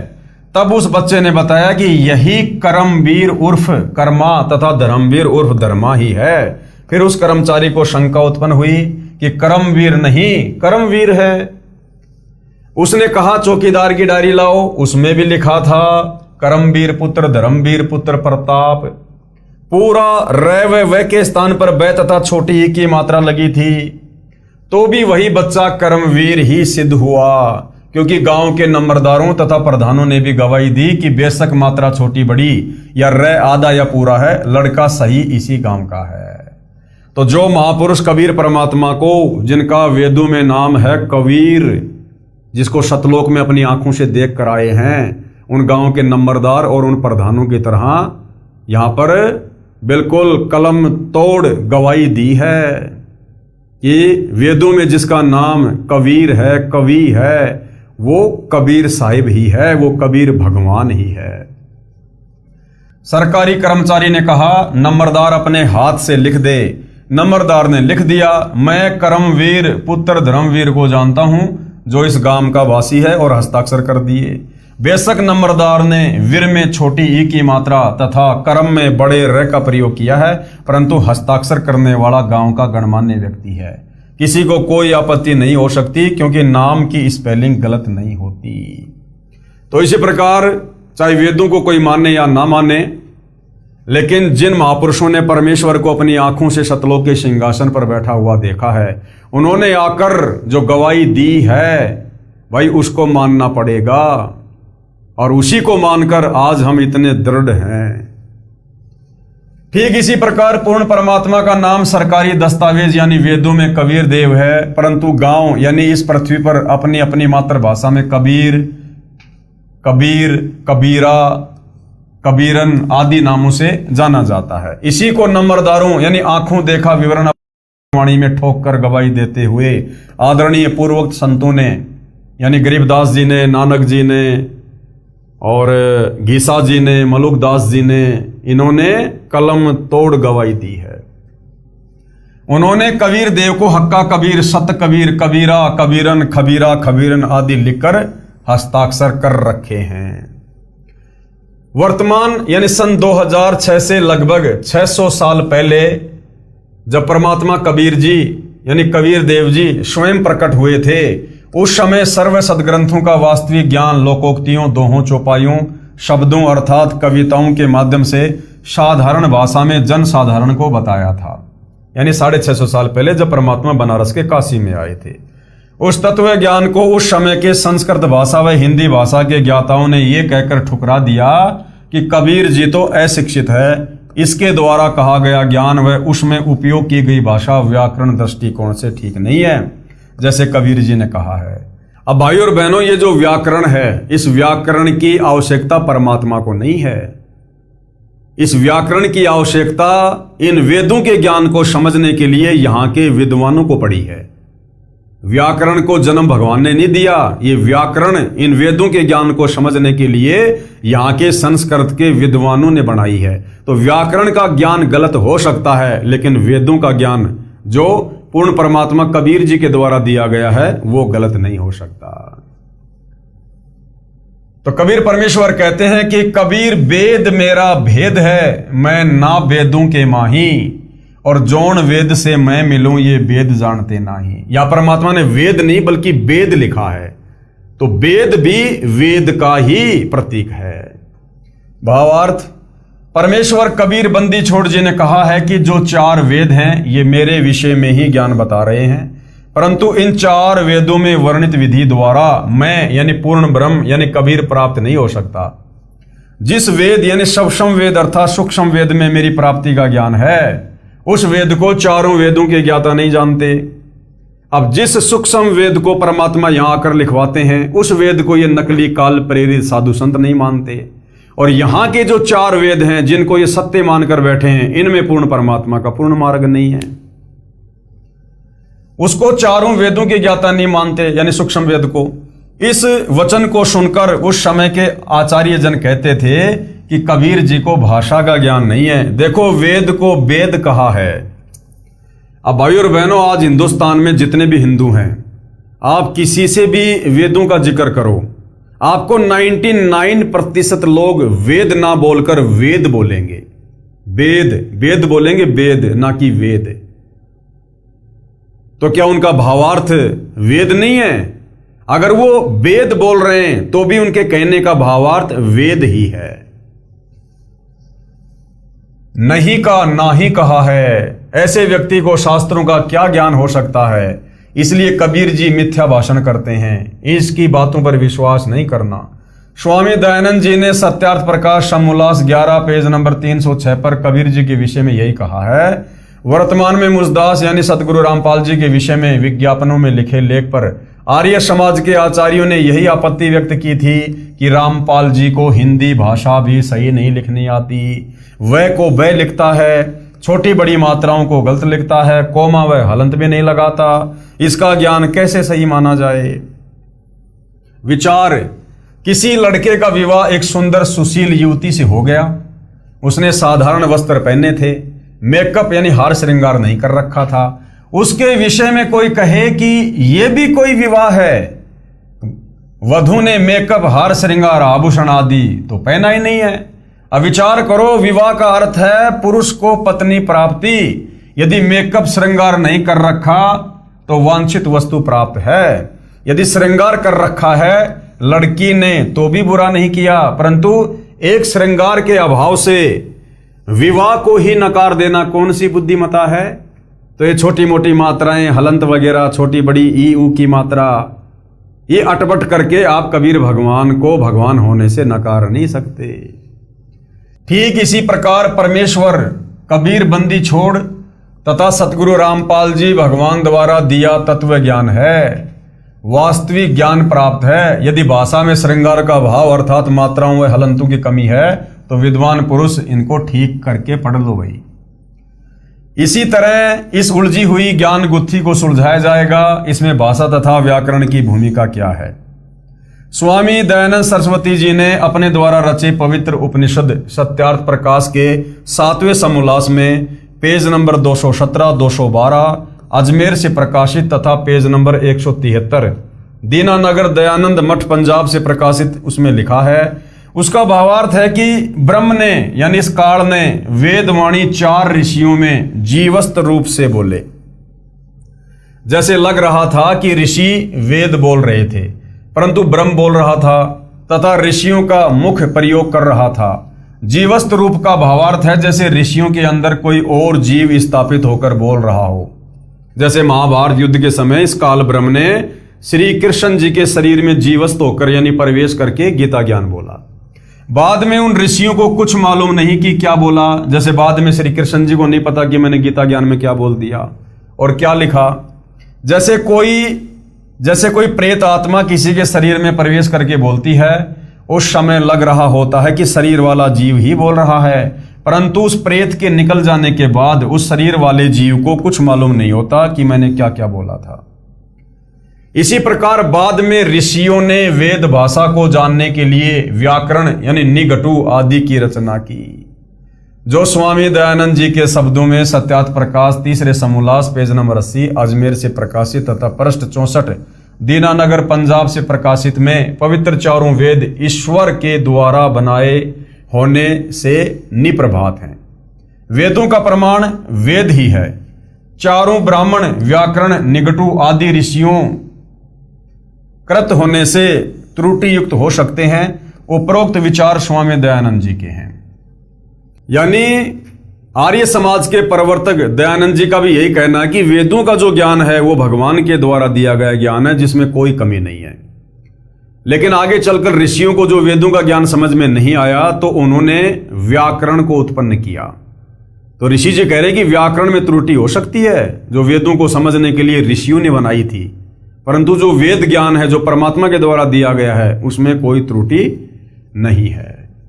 विचार करें, वेद पढ़ने वाले ऋषियों के अपने विचारों से रचे उपनिषद एक दूसरे के विपरीत व्याख्या कर रहे हैं। मान लीजिए 5 ऋषि हैं, पांचों ने वेदों को पढ़ा, तो वेद तो वही हैं, वेदों में तो कोई हेराफेर नहीं है, मूल संस्कृत भाषा में श्लोक में कोई हेराफेर नहीं है। 5 ऋषि हैं, पांचों ने उन्हीं वेदों को पढ़ा और उन वेदों को पढ़कर 5 ऋषियों ने जो उसकी व्याख्या की, जो अनुवाद किया, उन 5 ऋषियों का अनुवाद आपस में मेल नहीं खाता है। विचार करें, वेद पढ़ने वाले ऋषियों के अपने विचारों से रचे उपनिषद एक दूसरे के विपरीत व्याख्या कर रहे हैं, इसलिए वेद ज्ञान को तत्व ज्ञान से ही समझा जा सकता है, ना कि व्याकरण से। तत्व ज्ञान यानी सब वेद पूर्ण परमात्मा कबीर देव ने यानी कबीर साहिब ने स्वयं आकर बताया है, तथा चारों वेदों का ज्ञान ब्रह्म द्वारा बताया गया है। और वेदों को बोलने वाला ब्रह्म यानी काल स्वयं पवित्र यजुर्वेद अध्याय 40 मंत्र नंबर 10 में कह रहा है कि उस पूर्ण ब्रह्म को यानी सारी सृष्टि के मालिक उस कबीर देव को, जो पूर्ण ब्रह्म है, कोई तो समवात यानी जन्म लेकर प्रकट होने वाला अर्थात आकार में कहता है, तथा कोई असमवात यानी जन्म न लेने वाला अर्थात वह निराकार कहते हैं। परंतु इसका वास्तविक ज्ञान तो धीराणाम यानी पूर्ण ज्ञानी अर्थात तत्वदर्शी संत जन ही पूर्ण निर्णायक भिन्न भिन्न बताते हैं कि वास्तव में परमात्मा जन्म लेता है या प्रकट होता है। उसको ध्यान पूर्वक सुनो, यानी तत्वदर्शी संत जो सत्संग करे, जो पुस्तक लिखे, जैसे वर्तमान में तत्वदर्शी संत की भूमिका में सतगुरु रामपाल जी हैं, या तो उनके सत्संग सुनने से पता चलेगा या फिर उनके द्वारा लिखित पुस्तकें पढ़ने से पता चलेगा। इससे स्वयं सिद्ध है कि वेद बोलने वाला ब्रह्म यानी काल भी स्वयं कह रहा है कि उस पूर्ण ब्रह्म यानी कबीर देव के बारे में मैं भी पूर्ण ज्ञान नहीं रखता। उसको तो कोई तत्वदर्शी संत ही बता सकता है। गीता अध्याय 4 श्लोक 34। इसी प्रकार इसी अध्याय के मंत्र नंबर 13 में कहा है कि कोई तो विधाया यानी अक्षर ज्ञानी एक भाषा के जानने वाले को विद्वान कहते हैं, दूसरे अविधाया यानी निरक्षर को अज्ञानी कहते हैं। ये जानकारी भी वो धीराणाम यानी तत्वदर्शी संत ही विस्तृत व्याख्या बयान करते हैं। यानी वास्तव में विद्वान कौन है ये भी वो तत्वदर्शी संत ही बताएगा। चाहे दुनिया की कितनी भाषाएं पढ़ लो, अगर आपको तत्व ज्ञान नहीं है, वेद ज्ञान नहीं है, भगवान के विषय में जानकारी नहीं है, भगवान की प्राप्ति का मार्ग नहीं है, तो आप विद्वान नहीं हैं। आज यदि इस धरती पर कोई विद्वान है तो सतगुरु रामपाल जी हैं, और उसके बाद यदि कोई विद्वान है, वो चाहे अनपढ़ ही क्यों ना है, यदि सतगुरु रामपाल जी का शिष्य है और उसे पूर्ण परमात्मा कबीर जी की प्राप्ति का मार्ग मिल गया है, तो वो भगत जन विद्वान है, ना कि ये तरह तरह की भाषाओं के ज्ञाता अपने आप को पंडित कहलाने वाले, जिनको परमेश्वर के मार्ग का पता नहीं है, वो विद्वान नहीं है। विशेष उपरोक्त इन प्रमाणों को विवेचन करके सद्भावना पूर्वक पुनर्विचार करें तथा वय को वय तथा छोटी बड़ी मात्राओं की शुद्धि अशुद्धि से ही ज्ञानी व अज्ञानी की पहचान नहीं होती, वह तो तत्व ज्ञान से ही होती है। कबीर देव यानी कबीर परमेश्वर के विषय में वह को वह कैसे सिद्ध किया है, छोटी ई की मात्रा बड़ी ई की मात्रा कैसे सिद्ध हो सकती है, इस वाद विवाद में न पढ़कर तत्व ज्ञान को समझना है। जैसे यजुर्वेद है, यह एक पवित्र पुस्तक है, इसके विषय में कहीं संस्कृत भाषा में विवरण किया हो, जहां यजु या यजुम आदि शब्द लिखे हों, तो भी पवित्र पुस्तक यजुर्वेद का ही बोध समझा जाता है। इसी प्रकार पूर्ण परमात्मा का वास्तविक नाम कबीर देव है। इसी को भिन्न भिन्न भाषा में कबीर साहेब, कबीर परमेश्वर कहने लगे। कई श्रद्धालु शंका व्यक्त करते हैं कि कबीर को कबीर कैसे सिद्ध कर दिया। व्याकरण दृष्टिकोण से कवि का अर्थ सर्वज्ञ होता है। दास की प्रार्थना है कि प्रत्येक शब्द का कोई न कोई अर्थ तो बनता ही है। रही बात व्याकरणिक भाषा की, भाषा प्रथम बनी क्योंकि वेद वाणी प्रभु द्वारा कही है, तथा व्याकरण बाद में ऋषियों द्वारा बनाई गई। यह त्रुटि युक्त हो सकती है। वेद के अनुवाद यानी भाषा में व्याकरण व्यक्तव्य है, अर्थात असंगत तथा विरोधाभास है, क्योंकि वेद वाणी मंत्रों द्वारा पदों में है। जैसे पलवल शहर के आसपास के व्यक्ति पलवल को परवर बोलते हैं। यदि कोई कहे कि पलवल को कैसे परवर सिद्ध कर दिया, यही कबीर को कबीर कैसे सिद्ध कर दिया कहना मात्र है। यानी हमने केवल यह देखना है कि परमात्मा की प्राप्ति कैसे हो। वेदों में लिखा है कि परमात्मा की प्राप्ति होगी तत्वदर्शी संत की शरण में जाकर उपदेश लेकर उसके बताए अनुसार भक्ति करने से। अब तत्वदर्शी संत कौन है, कैसा होता है, उसकी पहचान क्या है, वो चारों वेदों के निष्कर्ष पवित्र गीता जी में लिखी है। अध्याय 15 श्लोक 1 से 4 कि जो उल्टे लटके हुए संसार रूपी वृक्ष के सभी विभागों को बता दे कि पूर्ण परमात्मा कौन है और इस भक्ति रूपी पेड़ की डार कौन है, जड़ कौन है, ये तना कौन है, शाखा कौन है, ये पत्ते कौन है, तो समझो वो तत्वदर्शी संत है जो पूरी सृष्टि की व्याख्या कर दे एक पेड़ के माध्यम से। वो तत्वदर्शी संत है और जैसा वो कहे वैसी भक्ति करो, फिर ये मात्रा वात्रा के चक्कर में मत पड़ो। तो भाई आज सतयुग, त्रेता, द्वापर और कलयुग बीत गया, 5000 साल। सतगुरु रामपाल जी के अलावा किसी भी धर्म के आचार्य, शंकराचार्य, मुल्ला, मौलवी, पोप, पादरी, पंडित, ब्राह्मण ने गीता अध्याय 15 श्लोक 1 से 4 का वर्णन नहीं किया, उस उल्टे लटके हुए संसार रूपी पेड़ की व्याख्या नहीं की है। तो वेदों के अनुसार जो उसकी व्याख्या कर देगा वो तत्वदर्शी संत है। तो सतगुरु रामपाल जी एकमात्र तत्वदर्शी संत है, और तत्वदर्शी संत मिलने के बाद फिर मात्रा वात्रा के चक्कर में नहीं पड़ना चाहिए। जैसा वो रास्ता बताए उस रास्ते पर आंख बंद करके चलना चाहिए अगर मोक्ष चाहिए तो, अन्यथा काल यहां दुनिया भर की अटपट करेगा। जैसे क्षेत्रीय भाषा में पलवल शहर को परवर कहते हैं, इसी प्रकार कबीर को कबीर बोलते हैं। प्रभु वही है। महर्षि दयानंद जी ने सत्यार्थ प्रकाश समोल्लास 4 पेज 100 पर, जो दयानंद मठ दीनानगर पंजाब से प्रकाशित पर, देव कामा का अर्थ देवर की कामना करने किया है। देव को पूरा र लिखकर देवर किया है। कबीर को कबीर फिर भाषा भिन्न, कबीर लिखने व बोलने में कोई आपत्ति या व्याकरण की त्रुटि नहीं है। पूर्ण परमात्मा कबीर देव है। यह प्रमाण यजुर्वेद अध्याय 29 मंत्र 25 तथा सामवेद संख्या 1400 में भी है, जो निम्न है। यजुर्वेद के अध्याय नंबर 29 के श्लोक नंबर 25 में सतगुरु रामपाल जी द्वारा अनुवादित है। यह आप जियों के सामने वेद मंत्र है, पढ़ लीजिएगा। यहां प्रत्येक शब्द का हिंदी में अनुवाद भी किया गया है अनुवादकर्ताओं के द्वारा। अब इसका भावार्थ क्या है, ये वेद मंत्र समझाना क्या चाहता है? भावार्थ, जिस समय पूर्ण परमात्मा प्रकट होता है उस समय सर्व ऋषि व संत जन शास्त्र विधि त्याग कर मनमाना आचरण अर्थात पूजा द्वारा सर्व भगत समाज को मार्गदर्शन कर रहे होते हैं। तब अपने तत्व ज्ञान अर्थात स्वस्थ ज्ञान का संदेश वाहक बनकर स्वयं ही कबीर देव अर्थात कबीर प्रभु ही आता है।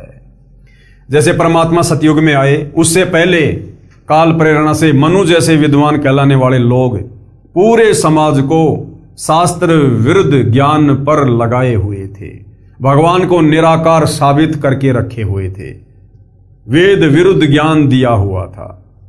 फिर वो कबीर परमात्मा आता है और तत्वदर्शी संत की भूमिका करता है और शवस्त ज्ञान यानी वेदों का वास्तविक ज्ञान फिर अपने तत्व ज्ञान के माध्यम से कबीर वाणी बोलकर दुनिया को समझाता है।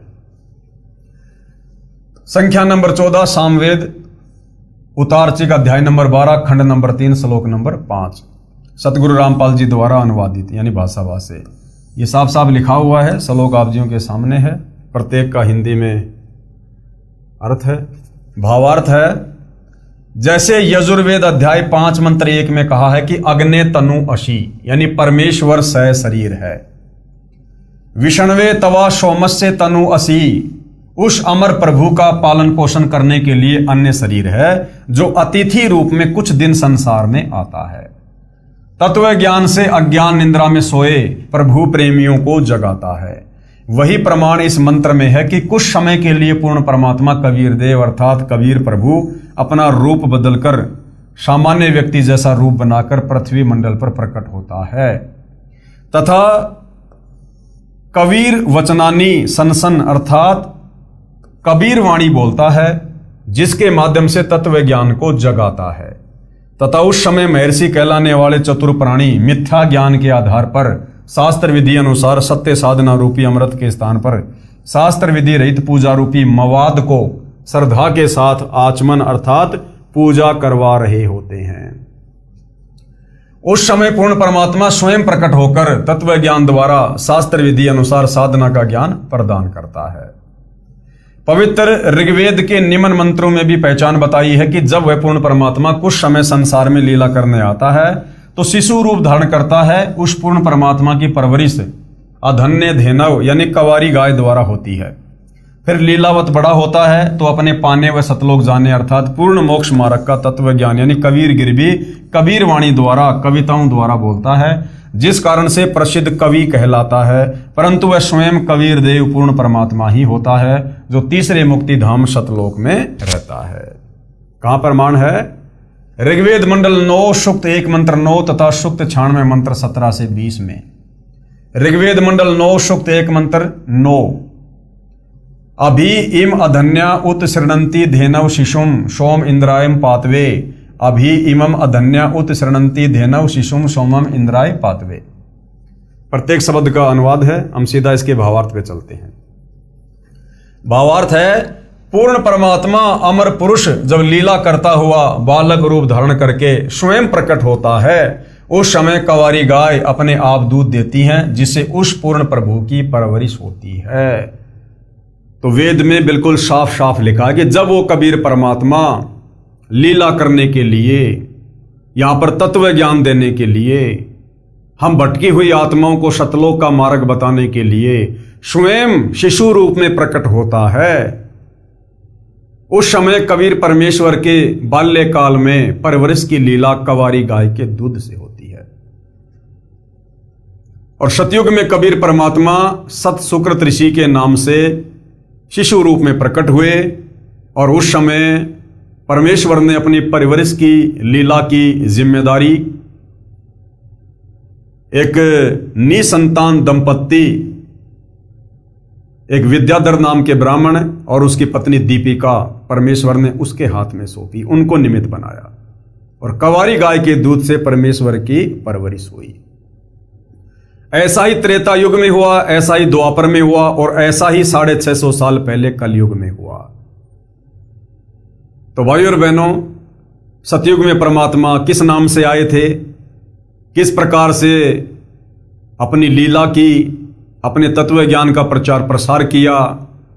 मनु जैसे अपने आप को विद्वान समझने वाले लोगों ने परमेश्वर के सत्ज्ञान को स्वीकार नहीं किया, उनका मजाक उड़ाया, उनका नाम वामदेव रख दिया।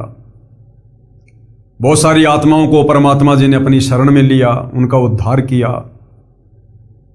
परमेश्वर ने सप्तम वेद की रचना करवाई। अब आगे परमात्मा त्रेता युग में आते हैं, वेदों में लिखी अपनी लीलाओं के अनुसार उसी प्रकार से सतलोक से चलकर गति करके एक शिशु रूप में किसी तालाब के अंदर विकसित कमल के फूल पर प्रकट होते हैं और वहां से परमेश्वर को फिर एक निसंतान दंपत्ति उठाकर अपने घर ले जाती है उसी परमेश्वर की योजना अनुसार सब कुछ होता है और फिर कंवारी गाय के दूध से उनकी परवरिश होती है शिशु रूप में। तो आज हमने सतयुग में परमेश्वर की लीलाओं के विषय में जाना और पढ़ा जो वेदों में वर्णित है, ताकि हमें विश्वास हो कि वास्तव में कबीर जी ही पूर्ण परमात्मा है। अब नेक्स्ट एपिसोड में हम पढ़ेंगे कि त्रेता युग में कबीर परमेश्वर जी का प्रकट होना। तो भाई और बहनों, परमेश्वर की बहुत बड़ी रजा है, बहुत बड़ी दया है। ये अमृत ज्ञान, ये कबीर वाणी, ये कबीर गिरभी, ये पांचवा वेद शमशम वेद, ये पुस्तक पांचवा वेद है, पांचवें वेद का अंश है ये, जो सतगुरु रामपाल जी के द्वारा लिखा गया है। इस पुस्तक को पढ़ने मात्र से भी हम उतने पुण्य के भागी होते हैं जितना यदि हम चारों वेदों को पूरी जिंदगी पढ़ें तो भी हम पुण्य के भागी नहीं होंगे। तो भाई और बहनों, आप और हमारा सौभाग्य जो परमेश्वर ने हमें इस भक्ति युग में जन्म दिया, स्वयं तत्वदर्शी संत के रूप में प्रकट हुए, हमें अपनी शरण में लिया और आज हमें उसी पूर्ण परमेश्वर की प्राप्ति का मार्ग उन्हीं के द्वारा प्राप्त हुआ है। तो आज मौका है इस काल के 21 ब्रह्मांड से दलदल से बाहर निकलने का, जन्म मरण के दीर्घ रोग से छुटकारा पाने का, तपतशिला और नरक के और लख 84 योनियों के कष्टों से मुक्त होने का। तो कहते हैं समझा है तो सिर धर पांव और बहुर नहीं रे ऐसा ताव। ये मौका बार बार नहीं मिलेगा। ये कलयुग का समय, इसी समय भक्ति युग शुरू होता है। पूर्ण परमात्मा स्वयं तत्वदर्शी संत रूप में प्रकट है, हमें मनुष्य जन्म और जहां परमेश्वर आए हुए इस पृथ्वी के टुकड़े पर भारतवर्ष में, उस भारतवर्ष में भी परमेश्वर जिस जगह पे आए हैं उसके आसपास मनुष्य जन्म,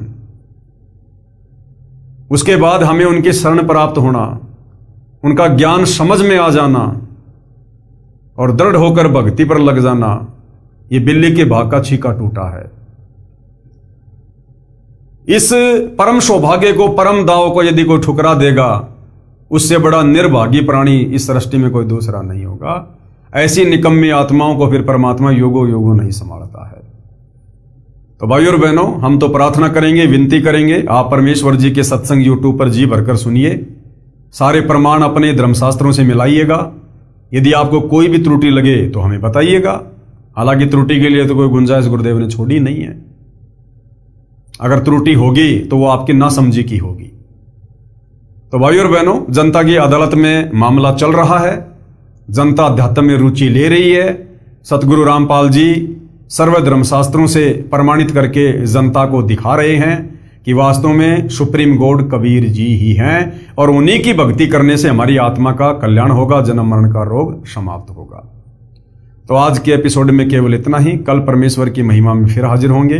तब तक पूज्य गुरुदेव भगवान हम सबको आज्ञा दें, आशीर्वाद दें, सद्बुद्धि दें, हमारा मार्गदर्शन करें। बंदी छोड़ सतगुरु रामपाल जी परमेश्वर जी की जय हो।